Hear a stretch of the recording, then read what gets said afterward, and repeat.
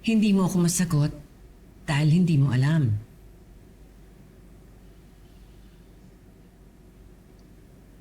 Ina, can you tell me kung saan mo nakuha yung idea mo ng campaign mo?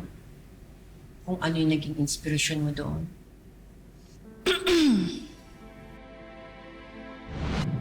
Cecil, nakita ko na yung documents. Bye-bye.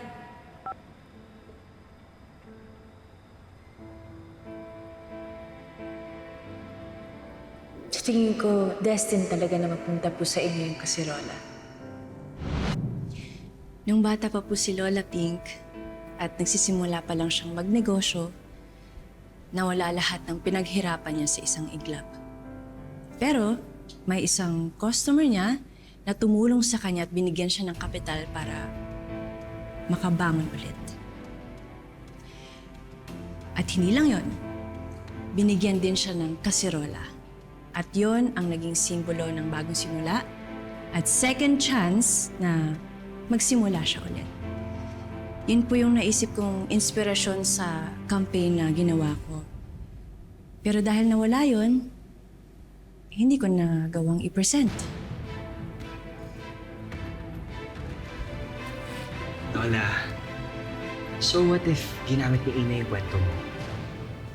It so happened that Ina used your backstory and Joanna thought of this idea without any inspiration. Last Lola, gusto niya naman yung idea niya. Parang yung napili niyo eh. Yes.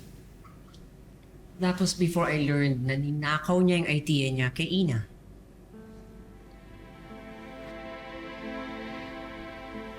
Lola, wala nga akong ninakaw. Wala nga kayong ebidensya. Wala nga maibigay si Ina ng ebidensya sa inyo. Come on, Lola, really? Si Ina pa rin pinapaniwalaan niyo? She doesn't have any proof. But I do. Wala akong subukan na ilabas ko pa yon, Joanna.